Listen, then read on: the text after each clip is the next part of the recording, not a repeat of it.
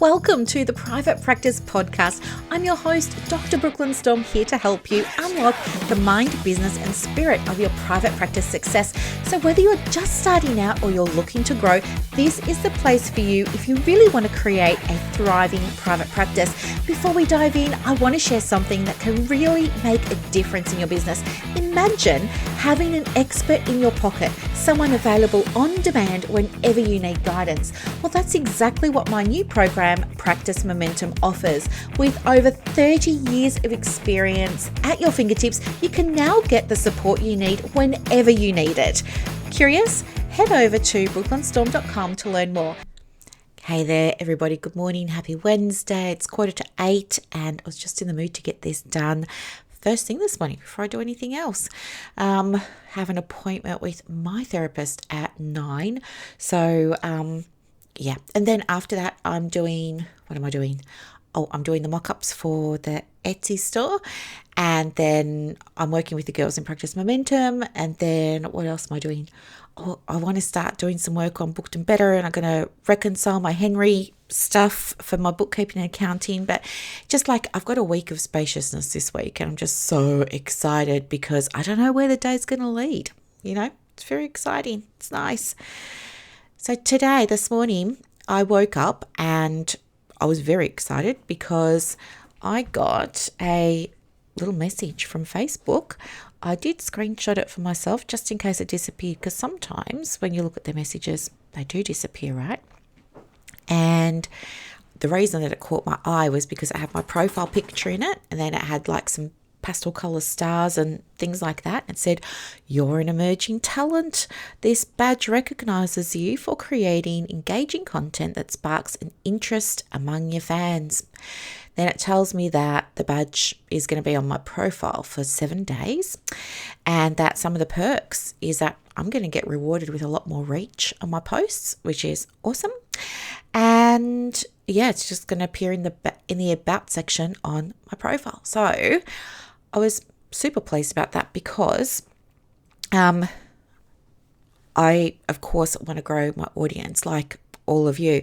And then anyway, I was sitting there and I was watching The Office with Buddy, and my mind was, going in 1,000 directions. And I thought to myself, do you know what? This would be great content for this morning's podcast. I want to teach you like how I'm doing it and what I'm doing, because I know that so many of you do lean into posting on socials like Instagram, TikTok, YouTube. I don't really call YouTube social media. I don't think it is, but Facebook, yeah, social media. But you don't get that much either engagement or inquiries or things like that. So, but I do. So I thought, okay, let's just break down what I'm doing, and you can take what you want, leave the rest. Totally up to you. Now, I just want to preface all of this by saying 2 things. Number one, you know how I feel about using social media to grow your business. If you don't understand how to use it, you're wasting your time. What you'll end up doing is creating a lot of content, posting Canva, you'll write captions and do things, and it will feel like it's very deceptive. You feel like you're working and you'll put stuff out there, but because you don't know what you don't know, you're going to get very sort of despondent almost, thinking like, why isn't this working for me? I'm doing all of the things. Everyone's saying that I need to be posting. But as I said, if you don't know how to post and you don't know where to post and you don't know the strategies around posting and things like that, you're really flying in the dark. And I want to try and give you, I'll just share with you my strategies today so that you're maybe flying not so much in the dark. Okay, obviously I'm not going to be able to give everybody a strategy today because you've all got different practices with different goals and different things. But you'll get some general information today that hopefully can make a difference. That was the first thing. And then the second thing is social media works for me because I've been doing it for a long time, right? Like I was very late to the party. I think I don't know, if I went to my profile or something and looked up my data, I think it would say that I joined in, 2016. So yeah, it's 9 years, but as I said, I was very late to the party. I mean, I was in my 40s when I joined, let's be honest. Anyway, so that's number one. And number two, just again, I've been on it for 9 years, right? I'm not new. I've been around for a while. I use social media regularly and I stick to one platform. And because of that, I do have an audience. I do have a following, but it's come from a few things. And I'd say the biggest two are probably longevity, which you won't have yet. So it's going to take you time to, acquire that. But also because I found my platform and I'm going to help you find yours. Don't worry. So that's my first step, actually. So let's just start there. The first thing is to know your platform. So when I do website wellness checks for people, a lot of the time they'll also say, oh, could you also just have a quick look at my Facebook and my Instagram? They'll give me their handles and I'll go and have a look. And I can see straight away why they're not getting clients, right? And so I'll give them some feedback. And again, it's different for everybody. Sorry, my little alarm there. It's different for everybody. But for me on the outside, as someone who understands how to get it going, I can clearly see when somebody doesn't have the knowledge about, those things like how to post, when to post, what to post, all of that. It looks to me like it's just random posting and then they share it to other platforms. So a really big one here is posting on Instagram and then, sharing it to Facebook. So there's things like that. Now, it's a waste of time doing that. It's always going to be more effective if you know where your clients are spending their time. This is why niching is so important, especially while you're just starting your business, right? When you have a niche, then you know who your client is. So for me, my niche is business coaching. Then within that, I dive down even further and it's private practice business coaching. And then I dive down even further and it's women who are running private practices or want to start their private practice and need business coaching. And then I dive down even further and it's women who I guess have some of the same traits and qualities as me. Maybe they're neurodivergent or they're into manifesting or, they're very open-minded or maybe they're like go-getters or something like that. But I've got niche, down. And it's how you build your business, right?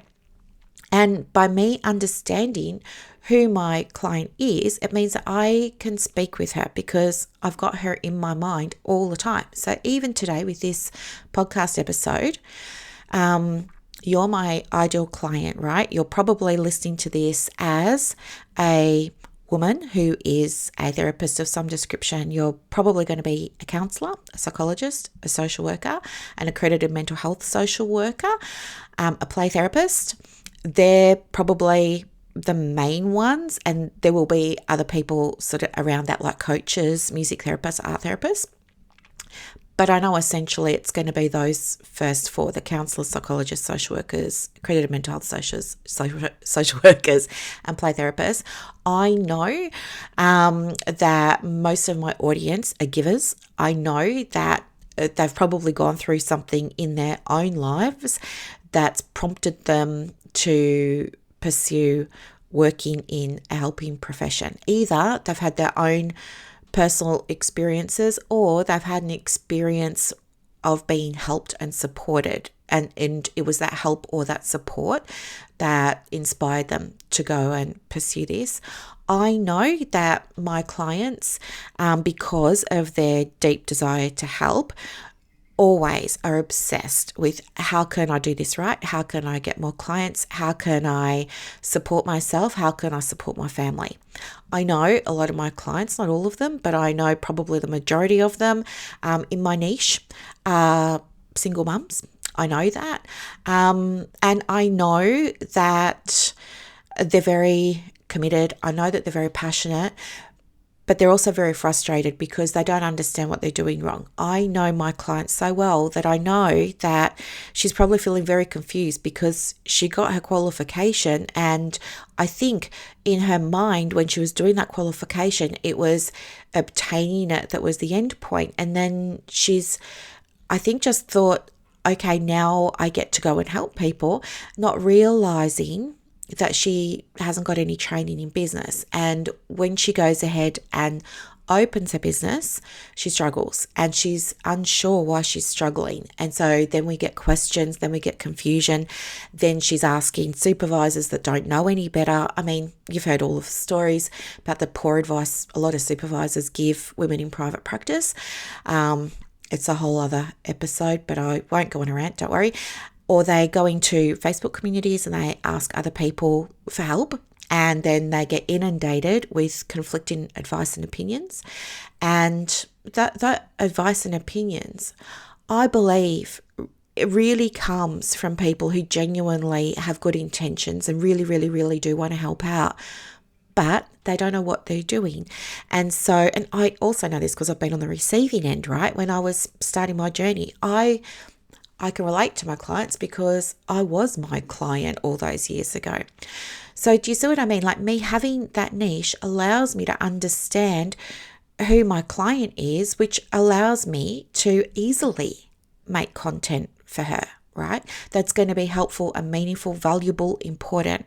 She's going to want to read it, consume it, listen to it, and come back because it's speaking to her. And so that's what I'm saying. When I see some therapists, social media, Instagram, Facebook, I'm thinking about, it's very clear that they're not speaking to the one person. They don't have that idea of who they're working with. And when you speak to everybody, you end up speaking to no one. It's very different if I say, I help women get unstuck and out of overwhelm and find confidence, calm, and clarity, right? You might think that that's a message and you might think that that's a niche, but it's not. Like, nobody's looking for that. And, how are you going to do your messaging around that? Like, who's the client for that? Compared to something like, I help busy working single mums who've got neurodivergence, right? Or who are late diagnosed with ADD, right? Whatever it is, that's a lot more specific. Those women are probably still feeling stuck, overwhelmed, and would love some clarity and some calm and some confidence. So you can still do what you're doing, even if you're niche. But when you know who it is that you're talking to, the content isn't hard to create. In fact, the content is really, really easy to create. So that's the first thing. Like, if you're struggling to come up with content, you're not sure, you don't need to buy content planners or anything like that. I think listen to what your audience is talking about and create content that responds to it. Okay. So that's the first thing. The other thing too is, I can't even read my writing. Choosing your platform. You have to know where your clients are. So for me, I know that most of my clients find me in two places. It's either the podcast or it's Facebook. I had an Instagram account with 8,000 followers. It's gone. I deleted it. Don't need it. Don't want it. I'm just at a point now where I'm simplifying everything. Okay. I've just got one platform. But I needed to, like many of you, I needed to figure it out for myself. And I didn't have any guidance at the time. So I too was like many of you. I'm posting stuff everywhere and sharing posts. And, I don't delete my stuff. Like, go back. You can see all the mistakes that I made. I'm certainly not saying that I'm perfect, but I'm sharing this with you so you don't make those mistakes, so you can hear what's working. And so, my stuff works on Facebook, but it doesn't work on Instagram. And I'll tell you why. It's because different audiences gravitate towards different platforms. And it's not always about age. Like, some people say, millennials and they're all on Instagram. and everybody else is on Facebook. And that's not true. There's a lot of data that does break down demographics, but that's very general data. And when you dive deeper and you have a look at our industry for mental health sector, you'll find most of your clients actually are on Facebook, not Instagram. And I'll tell you why. It's because on Instagram, people, and maybe this has been your experience too, I don't know, people usually will go to Instagram to be entertained, right? I don't know why it's called doom scrolling, but it's, they're doom scrolling. I do it too. I love to just have a scroll while I'm passing some time. I'm just zoning out. I'm really just zoning out. I'm not deliberately, purposefully, intentionally going onto Instagram to find a therapist. I'm going there for some entertainment. So unless you're writing content that's going to be entertaining, which, let's face it, it's going to be pretty hard to do, there are accounts that do it. If you want to have a look at an account that does it really well and is a fairly new account, go and have a look at on Instagram. I think he's called Organic Mum. He, by trade, from memory, I don't have it in front of me right now, but I think he does, what is it? I think he does like nutrition and Reiki and stuff like that. But his whole account is parodies of, the nightmare Organic Mum. And it's hysterical. It's really, really funny. And he's got a lot of followers and he's building his business like that. Now, it's not an approach that we could use, obviously, but I'm just showing you that as an example of what you'd need to be doing in terms of when I'm talking about it's got to be something that's going to stop the scroll, right? You posting about your availability and how you're open over the Christmas holidays is not going to stop the scroll. People are going to move past that. No one wants to see sales content and nobody wants to see generic content that they can just get anywhere, right? So they're going to scroll past that. So you've got to have like scroll stopping content on Instagram. It's really, really hard to do. Even with reels, it's really hard to do. The average watch time for a reel is less than 3 seconds. In fact, Instagram rewards you if you get engagement for like less than 3 seconds. It's ridiculous. And I think it's for many of us who maybe aren't skilled, you don't have a team of people behind you who do know what they're doing, and you're doing it without a plan or understanding how algorithms work and all of that. I think you're just wasting your time. Facebook is where people go for connection. Think about, maybe your own activity on Facebook. So I know that lots of people found me when they were searching for counselling groups, right? My group came up, they joined my group, they got to know me, then they started to be part of my world one way or another, right? Or they downloaded one of my freebies and they got into my world. They started getting my emails let them know, hey, I've got a podcast, hey, I've got this free community.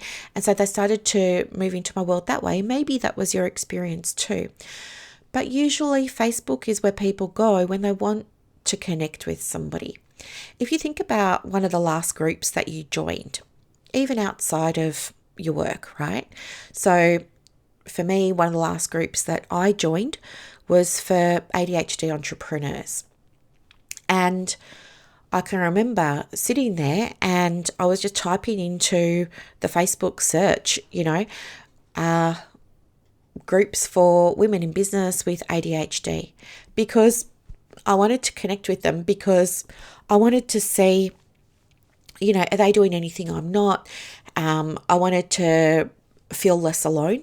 I wanted to feel like there are other people that are kind of doing it like me. I wanted to be around other people who were like crushing it and learn from them. And do you know what I mean? But without buying a course.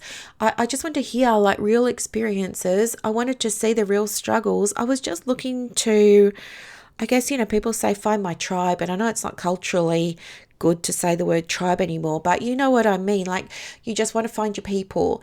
And that's what I was doing. And maybe if you think back to the last time you looked for a group, maybe it was something like that. But you're looking generally for a space where you had stuff in common with other people. And you wanted that feeling of not being alone. You wanted that feeling of connection, all those kinds of things. And that's what Facebook provides. It is the first, it is the original. I believe in many ways it's still like the only social networking platform, right? I know somebody's going to say that's not what it was built for. It was Mark Zuckerberg at the university who called it, what did he call it? Rate your face? No, what did he call it? I don't know where Rate Your Face came from. Well, you can see the movie if you want to have a quick look. It's on Netflix. I'm sure you can probably watch the full movie on YouTube if you don't have Netflix. I think it was called The Social Network. But yeah, Zuckerberg started Facebook. I think it was called The Facebook or something. And it was a way of rating for men, other male students at the university, to rate the attractiveness of the female students. And yeah, that's how it all started. But then anyway, eventually it turned into social networking because then other universities wanted in on it. And so, yeah, then it became this whole thing and then it just kind of grew from there. So, yeah, I know it doesn't have fantastic origins. And I know someone's going to say something to me about that. So I just thought I should say that now. But anyway, now, these days, it's really about social networking. So that's where your clients are, I believe. So how do you actually get clients? Well, regardless of where you choose to go, I'm going to recommend Facebook every time. You go where you like. Irrespective of what you choose, though, don't go into the space selling. Don't go into the space pitching. Don't go into the space thinking I'm here to put some bait on a fishing rod and, cast it off into the pond and hope that I catch something good here. No, that's not the mindset. The mindset, I believe, again, I know there are going to be other people that have different approaches to social media, but this is just how I'm doing it. I don't think it's about that. And I would challenge you to find many posts of where I have said, buy the thing, I've got the thing, come and get the thing. It's pretty rare. I really feel like it's more important to drop that because a couple of reasons. I think when you let go of it, it just gives you so much relief and you feel then like, oh, now I don't have to have the pressure of selling the thing. Now I can just be me. And then you get to show up and just be you, right? And that feels really, really, really, really good. I think the other thing too is that when you get into serving, right? I don't like that word. I don't know. I think it brings up all kinds of things for me, like this word of, you got to serve your people. I don't like that. I would say genuinely help people. That feels more aligned for me. But I want to genuinely help people. I love to genuinely help people like you. And so when I'm in a space, in a community online, if there's somewhere that I can be helpful, of course, I'm not going to hold back. I'm going to be really helpful.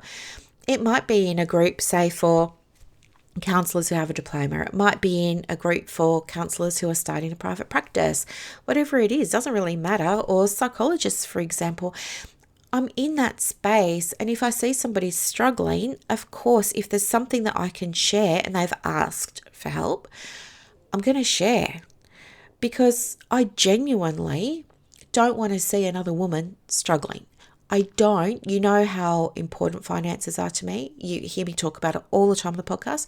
I do not want a woman suffering financially through her business. I really want to make sure that she, there's the cliches in there of the thrives and the flourishing, but it's true. I really do want her to enjoy her practice. I want her to be obsessed with it, in love with it, feel like she's in a mutually loving and giving relationship with it, not a relationship that so many of us feel at the start where we're doing all of the giving. It feels very one-sided, right? We don't feel like we're ever really receiving much from the business. So I think when I'm in those spaces, I don't worry about selling. I don't worry about marketing. I never share links to my calendar for a 15-minute call. I never share my products or anything like that. I'm just genuinely trying to be helpful where I can. I really feel like, it's such a treat when I do that, because for me, and as you know, I'm doing, my niche is business to business, right? I'm a business with my own ABN, and I'm helping other women with their businesses that have an ABN. So my work is what we call B2B, business to business. And so for me, it's a real treat when I get notifications that people have followed me based on a post, or they friend request me based on a post, and I can go and click their profile and I see that, we've got groups in common, like we're across 5 or 6 other groups for counseling and psychology and social work and stuff like that. Then I know, yeah, great, okay, we've got stuff in common, we've got this starting point. Yes, of course I'm going to approve the friend request. It's such a treat. And then people will start to request to join the Facebook community that I have, right, which I completely underutilize. But anyway, I know that I could be doing better with that, but it's just not been a priority for me. But anyway, they'll come and join that, and that feels really good. And of course, I'm approving the request to join that. But do you see that it's through me having it on my heart, not thinking about anything else, just having it on my heart to help, that then causes people to get curious. They go and tap on my profile, and they're going to go and have a look at my profile, and then they're going to feel like, oh, she sounds like maybe she could help me, or, I want to get to know Brooklyn, or something like that. And then from there, it's usually something like a friend request or requesting to join my group, or they'll go and have a look at my website. They'll click the profile link in my website and things like that. And then when they get to my website, they'll go and they'll have a look at, because I can see from my Google Analytics, they'll go everywhere. They'll spend some time reading the about, and then usually they go over to the tools and resources, and they'll spend time there. And from there, I can see that they're clicking on buttons and they're going and getting the different things, right? So it's like a waterfall, right? It's like 1 step, 2 step, 3 step, 4 step, and they're just naturally doing that. I've never said, do this, do that. Like I'm, as I said, I'm really, really, rarely ever pitching. And I don't feel that I pitch when I do, but we'll get to that in a moment. The other thing that I really believe is that in my experience, this is what's working for me, right?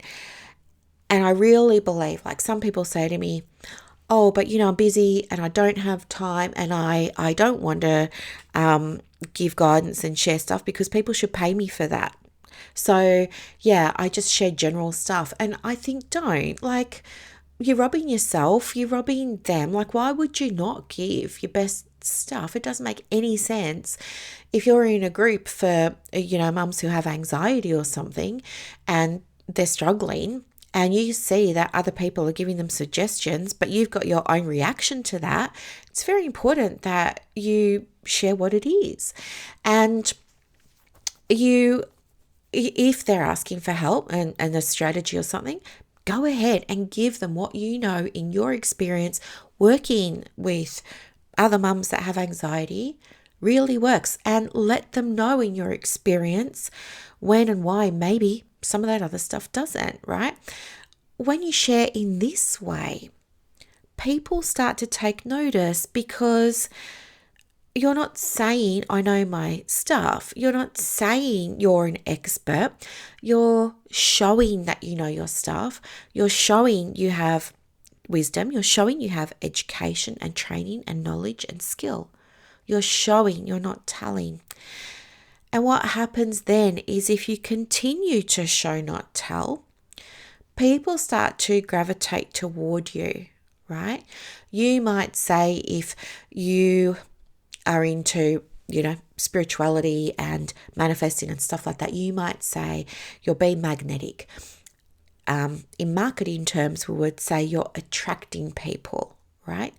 And that's a very different energy for you to be in than feeling like you got to spam groups with your availability, right? That feels yucky, and who wants to do that? But this other way actually feels really good, okay? And I believe in karma.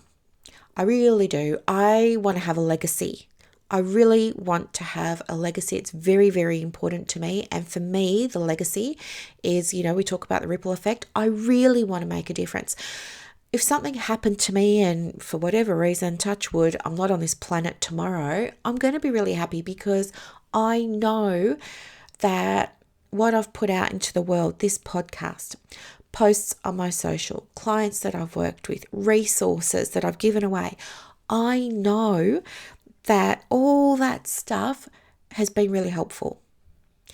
And that a lot of it is still going to continue to be helpful when I'm not here, because people will go back and they'll find my stuff, right? This podcast isn't going to disappear. It will be there for a long time until Apple decides, oh, well, she hasn't posted an episode in 6 years. We may as well just get rid of Brooklyn's podcast. But even so, they're all published to YouTube. YouTube's never going to get rid of it. So people will always be able to find it, and they'll always be able to get help from it and insight from it. And that feels so good to me. And I really think that, a little wink from the universe that happens for me, and I think it can happen for you too, is that when you're just putting good stuff out there from love, from an intention of genuinely wanting to help, I think karma happens. And I think that karma looks like, some of those people working with you. Not everybody, of course, This is the other thing. I think you have to be, and we'll touch on this in a moment, but I think you've got to be really clear about your expectations too. Like, even in a really good industry, a conversion rate is actually something that you might look at and think, oh, that's really low. Like, for example, a conversion rate on a website. If somebody comes to your website, no matter how they got there, a conversion happens when they take an action, like get the freebie, sign up for the newsletter, book a call, right? They're taking some kind of action. That's a conversion. Conversions on websites, on a good website, is 4%. So you need 100 people for 4 to take an action. Of those 4, not that many are going to be making inquiries or booking appointments. Some will, yes, absolutely they will. But just understand that it's a numbers game. You need to be getting, the more people that come, the more people take action. If you have, it's 4% that conversion, so 4 people out of every 100. If you have 1,000 people coming over to your website, well, then that changes to, what is it, 40? No, 400? 40, right? Do you see what I mean? Like, that number then goes up. This is why we have to optimize our websites and make sure that they're set up to attract traffic and all those kinds of things. So don't just think because you got a website up today that tomorrow you're going to get an appointment. No, it doesn't work like that. For some people it does, absolutely. But not for everybody. Things take time. The conversion rate on Instagram is 0.7. 0.7. And if you do a post on Instagram, reel, carousel, static post, for every, 100 followers that you've got, Instagram will show it to like 2 people. So yeah, that's what I mean. And will those 2 people take action? Who knows? Like, it's pretty low. So I'm sharing this with you so that you can calm down, because I know so many of you are like, but I'm doing all of the things and nothing's working. It's feeling like it's not working because one of the reasons is it's a numbers game, right? It's not that you just put the post up and so where are the clients? No, it's a numbers game. We need eyes, and it's not about followers. We need eyes on what you're putting out there, right? And there are lots of ways to do that. But anyway, my point is, I was talking about karma. I really think that the right people find you, and that giving is the highest form of abundance. If you feel like you're overflowing with now wait, because I know some of you are going to be saying, but I don't have clients and I don't know how I'm going to pay next week's mortgage, and like I get that. But the vibration of abundance is the vibration of abundance, right? It doesn't have to be money or clients. I believe that you can have that vibration of abundance of being, genuine care. That can be a feeling of abundance, right? That abundance can be anything. It can be love for the work that you do, right? But abundance is, you don't hold back when you're abundant. If you've got lots of stuff, right, you're going to give it because you can, afford to give it.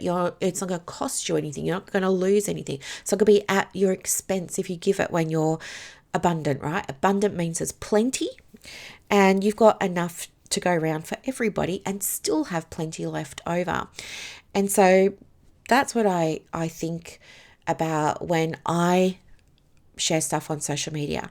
I always think, it's about abundance. Like, I have so much knowledge. I have so many ways that I can help. I have so much insight. I understand my client inside and out. And I know that while I'm providing genuine care, guidance, and help for this one person over here, I know other people looking at that and they're either thinking, oh my gosh, that was so helpful. Or they're thinking, hey, I never thought of it like that. Or they're thinking, oh, this is making me rethink my approach now. Or they're disagreeing or whatever it is, but it's creating something. And even when I might be struggling with something in my business, like maybe I'm struggling with money or clients or things like that, I really do believe that when I choose to show up on my socials, I'm doing it from that space of I'm here to help and like I'm not here for any other reason. It just changes the whole vibe. I genuinely believe that. And so you will see, like, again, you can go back, check all my stuff. You can, if you're in the community, you can go and check. You can check my business page, check my personal profile. It's set to public. Anybody can go and have a look. I've got no secrets, nothing to hide. I don't post personal stuff that I'm not happy for anybody to, see, not see. It's all there, right? Blank slate, open book, all of the stuff. You will see I don't post every single day. In fact, there are weeks at a time where I don't post anything because I choose not to subscribe to the idea that you need to do it every day. I choose to subscribe to the idea that I get to do it when I'm in the mood and when I've got something, when I've got the feeling that, I want to be helpful. So that's that. The next thing there that I had jotted down this morning on my other scrap bit of paper was about expectations. And I've touched on it already, so I won't go into it again other than to say, like, just manage them. Your marketing takes time. It's not about where else do I need to be. It's not about asking everybody for the shopping list of all the places you need to be. That's not how you're going to get clients. You only need to be in one place and you need to do it well. Stop everything else. And yes, you can have a social media free practice. But in terms of expectations, I guess I just want to say, like, manage them. I understand things take time and, you wouldn't sleep necessarily with somebody on the first date, right? So don't expect your clients to, take the leap with your business. It's, going to take them time, and especially in our industry, we are not selling Happy Meals at McDonald's, right? Where you could put the ad up saying all our Happy Meals are $5 for the next 24 hours. And yes, they're going to get customers and they're going to see a spike in sales of the $5 Happy Meals in the next 24 hours. We're not doing that. We're dealing with well-being, wellness, health, mental health, emotional well-being, all of those kinds of things. And our clients are vulnerable mostly, and they don't give away their trust to people that they don't know. They've been burned. They've been burned by other health professionals. They've been burned by family. They've been burned by friends, burned by employers, right? They are once bitten, 27 times shy.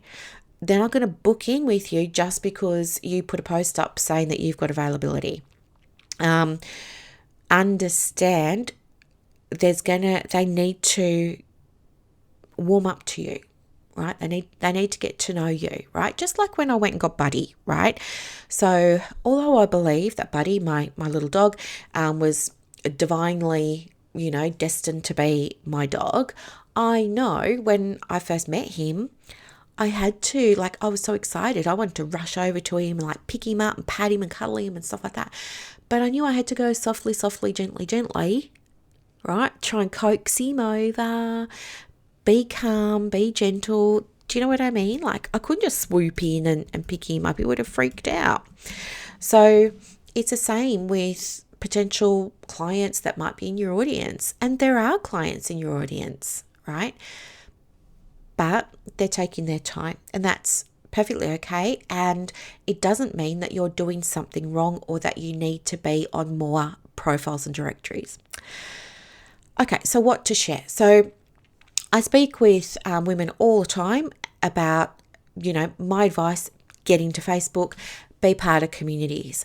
They come back to me and they say, tried it, didn't work. What else should I do? What's next?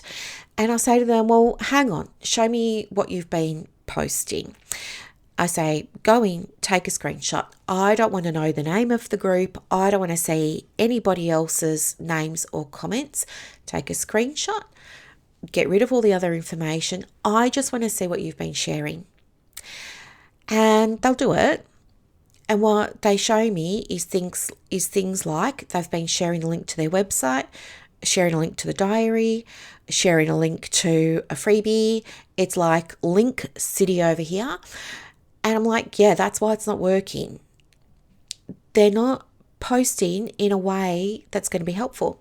It's either they're trying to pitch and they're trying to do promos and they're in there clearly trying to get clients, and it's repellent. No one's commenting.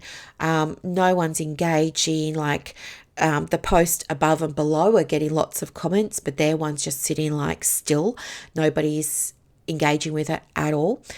And so they come back to me and they're like, it's not working. What's next? I'm like, no, you need to actually be engaging. You've got to be having a look and seeing where you can genuinely help without doing all of those other things.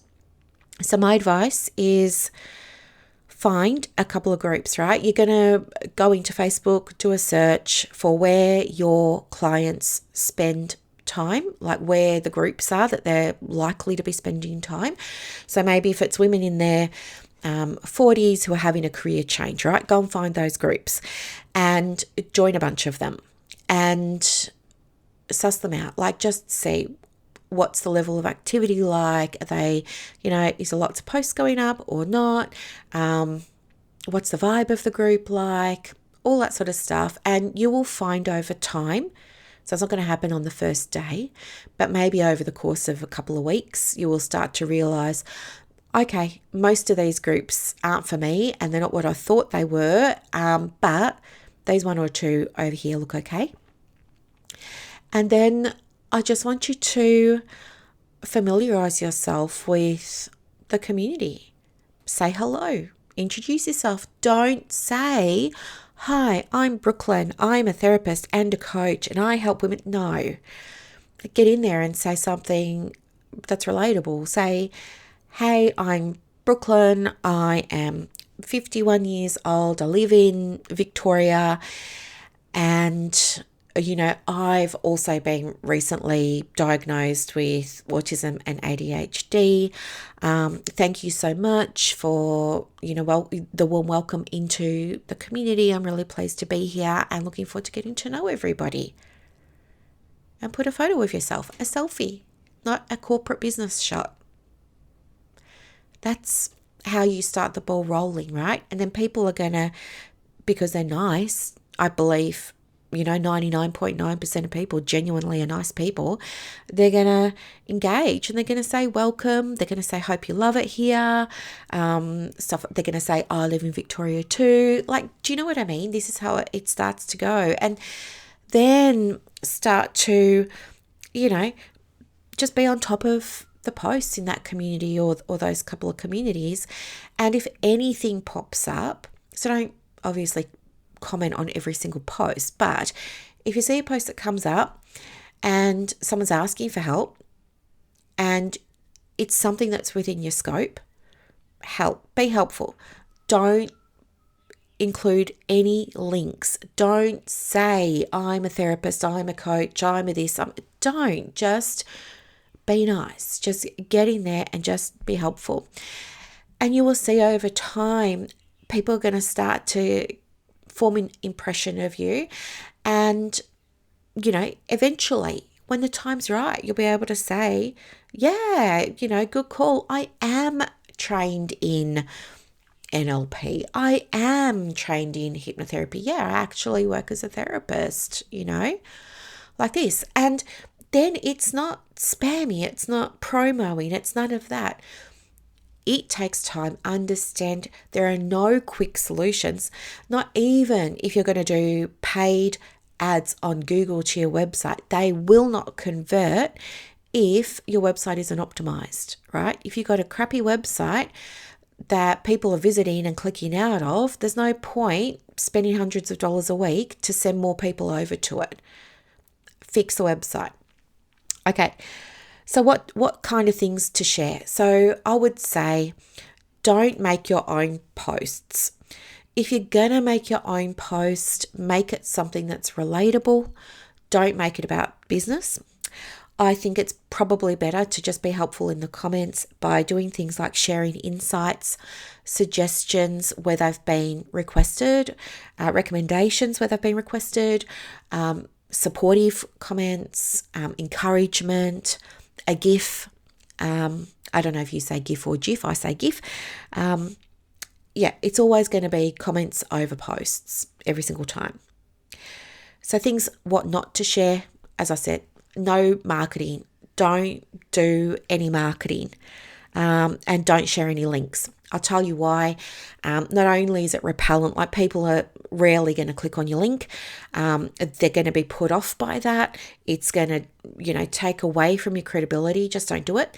But the other reason not to do it is because, number one, the group admins don't like it, because every time someone shares a link, it means for them that they risk somebody leaving the group, right? So maybe that person is in the group, or they have to have been to see the link, right? But maybe that person is in the group that day, they see the link and they're going to click on the link. Now they're out in Google looking at the link, right? Which means they're no longer in the Facebook group being active and doing the things. So while that person's in the Facebook group, Facebook algorithm is saying, oh, this person's in Melissa's group and this person is scrolling and commenting and engaging and doing all of these things. Oh, now this person's left. And so then that affects Melissa's group, because now the algorithm's saying, well, we better keep an eye on how long people are staying active in Melissa's group. Like, do people usually come in here for 1 minute? Do people usually come in here for half an hour? And Melissa's group is getting measured by Facebook all the time. And as an admin, she knows that. So she doesn't want anybody clicking a link that's going to take them out. It's in Melissa's best interest to have people staying, doing things in the group. So she doesn't want you sending links. You're going to get a warning. You're going to have the link removed usually. You're going to get a not nice message in your messages, right? Avoid it. But the other reason too that we don't want to be putting a link is because, that was it. Group admins don't like it for the reasons that I just said, but also Facebook don't like it when you do that because you're driving traffic off their platform. So even though you might be in Melissa's group, you're still driving traffic out of Facebook. And Facebook flag that. So Facebook recognize it and they're like, oh, what's Brooklyn doing over here? She's putting links that are getting people off my website and I want people on it, right? Facebook's a website, it's an app, all of the things. Facebook want people on it. So what do you think Facebook's going to do when you start posting links and people start clicking links? What's Facebook going to do? It's going to penalize you by not showing your stuff to as many people. So this is why you've got to use links strategically. And if you don't know how, then you're probably putting links on lots of posts. And every time you do, Facebook says, well, instead of showing her post to 50 people, we're now going to show it to 40 and 30 and 20 and 10 until it's getting shown to just friends and family. So do it strategically. The other thing too is people say to me, like when I say, don't share stuff about your practice, don't share stuff about your business in the communities, just be helpful, they panic and will say things to me like, but then I'm not going to get any clients. If they don't know that's what I'm doing, then I'm never going to get any clients. And what's the point? Because I'm not marketing. And what I say to them is, but you are.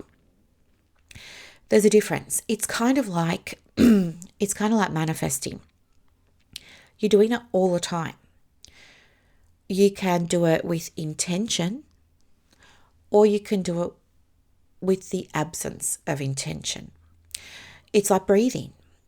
You can breathe with intention. You can breathe with intention to do things like come back to yourself, to get grounded, to calm your nervous system down, right? You can absolutely breathe with intention, mindful breath.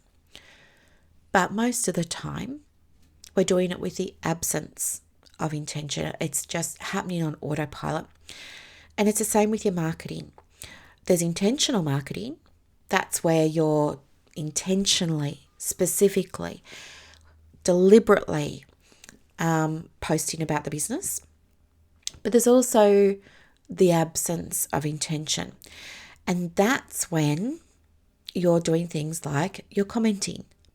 Now, this is very, very important because when you're commenting, you might feel like this has nothing to do with my business. I'm just going to speak what's on my mind. I'm just going to speak freely. I'm going to say the things here, You're doing that, right? And you're just speaking freely, sharing your thoughts and your opinions and stuff.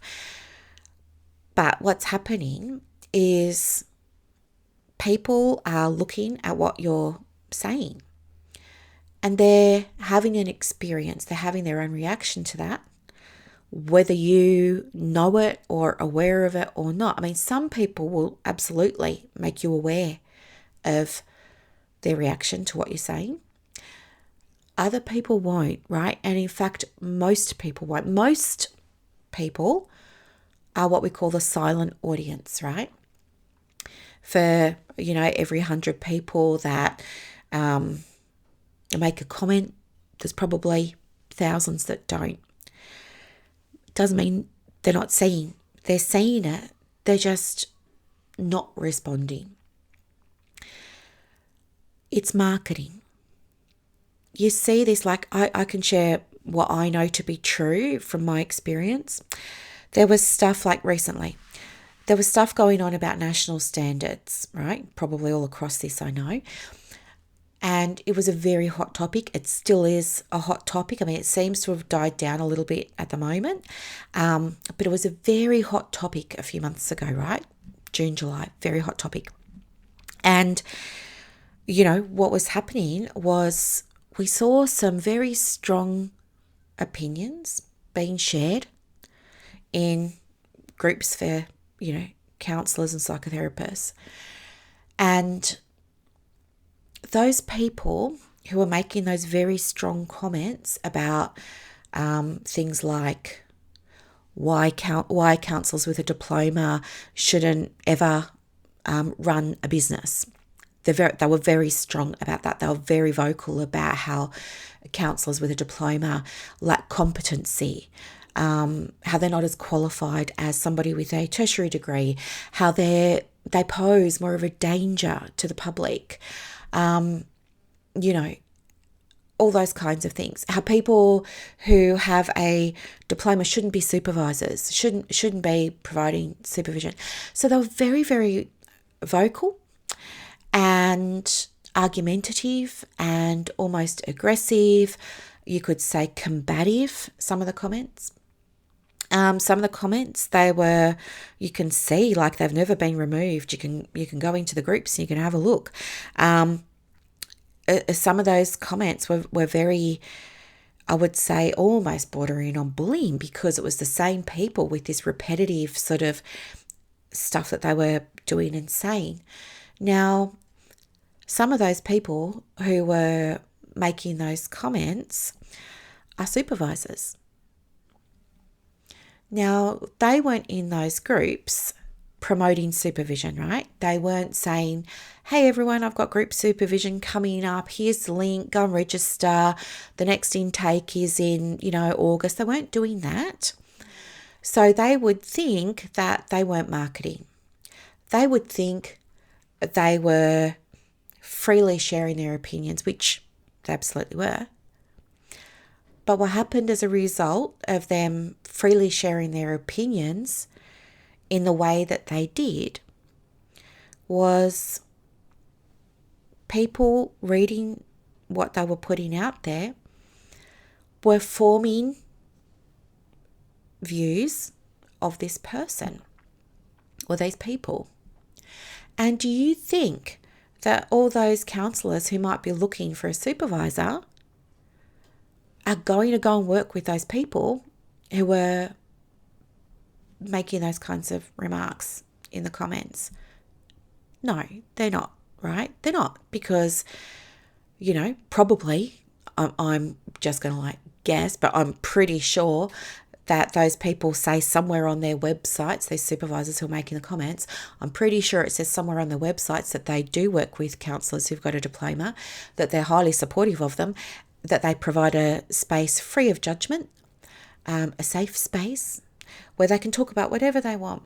Yet here they are in communities of counsellors who mostly have diplomas, almost bullying, running them down, all those kinds of things. So I feel that you're always marketing.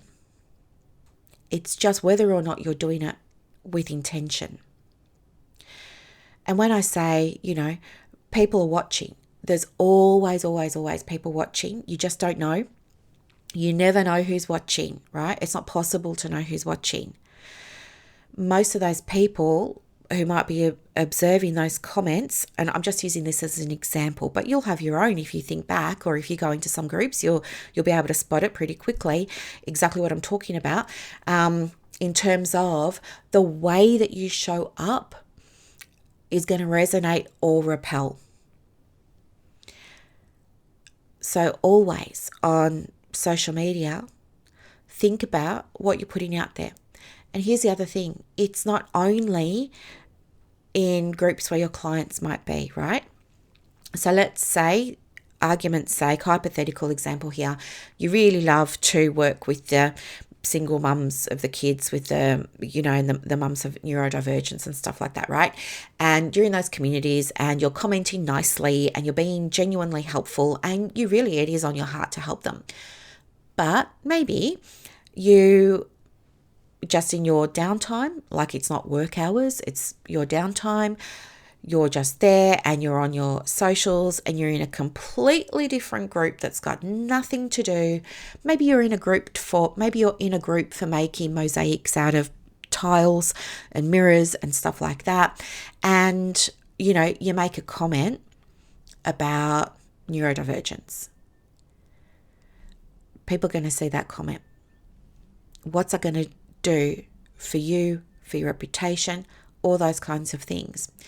That's why I also think you need to be very, very, very, very thoughtful about what you comment on that might be political, because it can be very polarizing.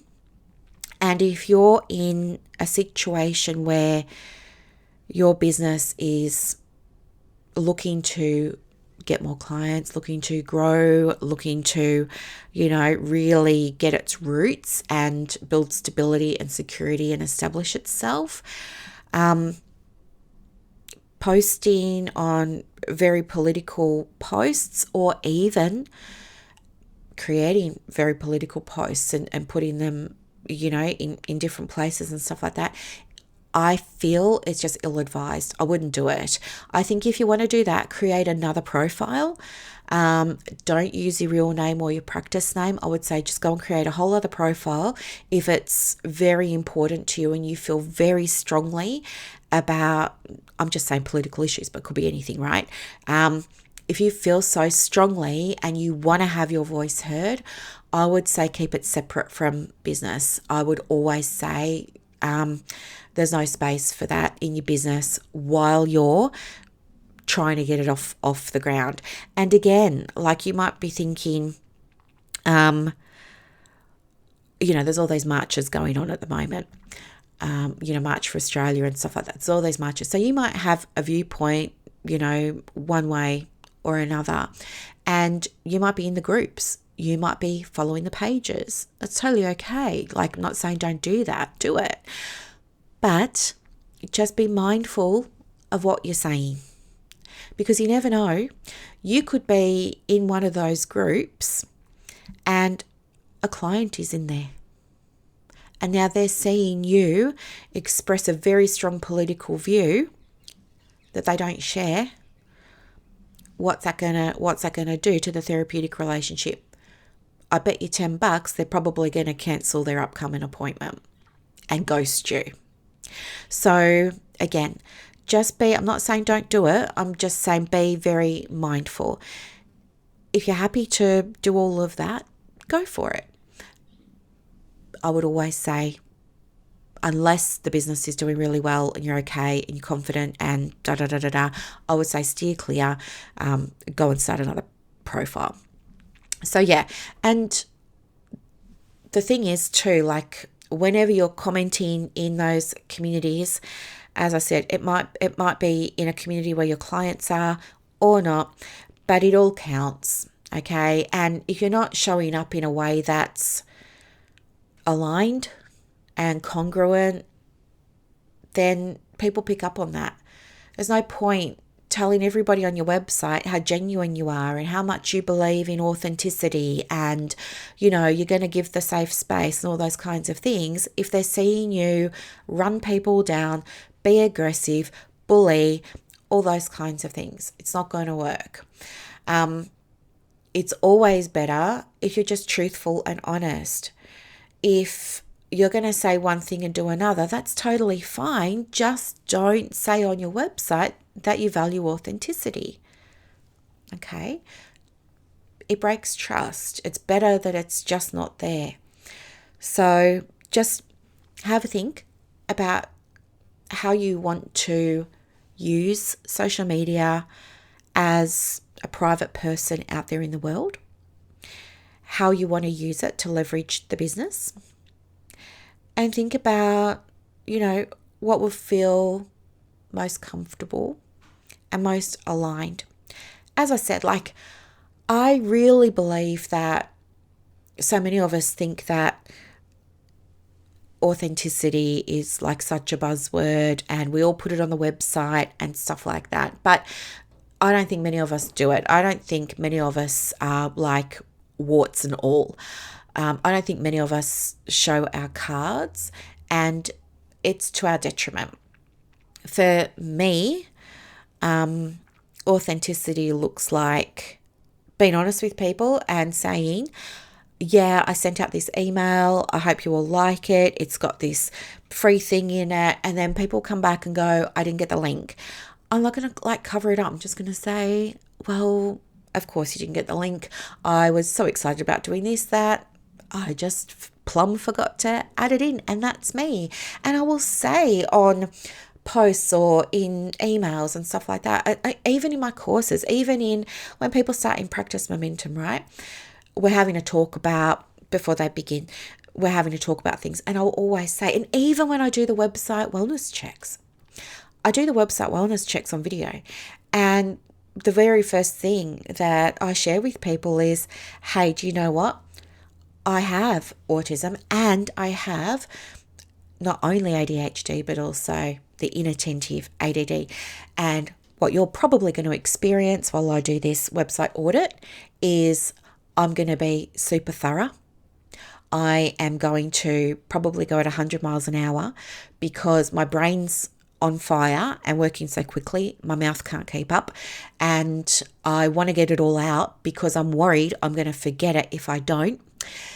So just, you can adjust the speed on this video, slow me down or hit pause. I'm probably going to make comments that you might feel are a little bit like blunt, but they come from a place of love. They're coming because I'm just not cutting the fluff. I'm not going to pussyfoot and tiptoe around and sugarcoat the stuff. I'm just going to say it. So if any of it feels a bit blunt or rough, that's on me. It's a me thing, not a you thing. It's not a critical thing. It's not me being judgmental or saying I don't like you or what you've got or you're not good enough. It's nothing about that. It's just my delivery. It's just who I am. Anyway, let's get on with the show. And do you know what I mean? To me, that's what authenticity is. It's me saying to my clients, sometimes I am going to say stuff and give you the wrong link, It's me. Here I go again, having the best of intentions, but sending a broken link. So I'm just honest. I'm just truthful. And do you know what? Being truthful did not damage my business in any way, shape, or form. In fact, what ended up happening by me being truthful and not hiding, not putting pressure on myself to suppress who I was and all those kinds of things, it actually made my business better because more people started to come into my world that were like me. Do you know what I mean? And so my clients and I, for the most part, we're on the same page with so much stuff. And for my clients that aren't neurodivergent, they come in my world because they value the transparency. And why wouldn't I want that? Why wouldn't I want that?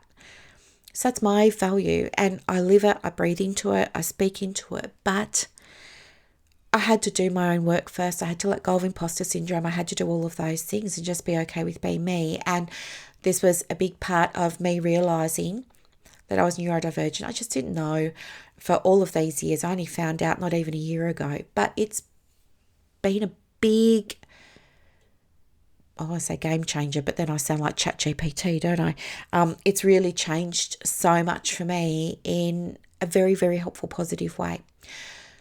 So what this has to do with you getting clients from your socials is if you're going to say something, be the something. If you're saying you're giving a safe space on your website, then also let people feel safe reading your comments. If you're going to say on your website that you're authentic, then be authentic in your comments. Do you know what I mean? Stuff like that. I think just being yourself is the currency. I think that really is the connection I really think that with so much AI happening at the moment, people getting chat to write their posts, people getting chat to write their emails, people getting chat to write the content on their website, yet at the same time saying how authentic they are, I think your clients see through it. And I think you might be, some of you, giving your power away to AI. AI will never be able to appreciate and speak through the lens of human emotion, because it's not human. It will never be able to experience things. It will never be able to share wisdom. It will never be able to, I was going to say, get in bed with someone. I don't know what's with all these weird analogies this morning. It will never be able to have empathy. It will never have compassion. It will never be able to, because it can't. It's not capable of those things. You are. So when you're relying on it to attract clients, you're always going to do worse than somebody who has a less polished post. Maybe the post has typos, or maybe the post, like mine, has a broken link, but people can see it's genuine. Those posts work because they connect. I really feel in our sector, in my experience as a business coach, helping women to get clients, it's less about the number of places you're posting stuff. It's more about your not willingness. It's about whether or not you're approaching things from a space of building rapport and connection and trust. I think if you can start to put that in the front of your mind before you write the thing, whether it's a comment or a post, I think if you start to do that first, I think things will you'll start to see changes. They'll definitely change. People will gravitate more towards you, and stop using AI for everything. You're better than that, right? AI doesn't have your qualifications. It doesn't have your degree. It doesn't have your lived experience. Even if you prime it, it doesn't have all of those things. You can do better. Be you. Trust yourself, okay? All right, my lovelies, I'm going to let you go. I've been talking for so long. I've got 5 minutes to my own appointment now, and I've got to get somebody ready for his, BABYSITTING. She is coming over any minute to take him OUT. So yeah, I've got to get him harnessed up and everything. So yeah, I've only got a minute. I've got to go. But if you need help with any of this, of course, let me know. Links will be in the show notes. I publish these episodes first, and then I get the transcribe it, properly optimize it, and then I put the proper show notes up. So if you're looking for links and stuff, come back, or just find me on Facebook or Google me. It's brooklynstorme.com. All right, my lovelies, have a great day. Bye. And that's a wrap for this episode of the Private Practice Podcast. So as you reflect on today's insights, imagine creating real success in your private practice without going down rabbit holes or exhausting yourself with business activities that don't move the needle. With Practice Momentum, you have push of a button help available on demand. It's like having an expert in your pocket ready to guide you whenever you need it. Visit brooklynstorme.com to discover how Practice Momentum can transform your approach to building a thriving practice. I'm Dr. Brooklyn Storme, and I'll see you next time as we continue exploring the mind, business, and spirit of private practice success.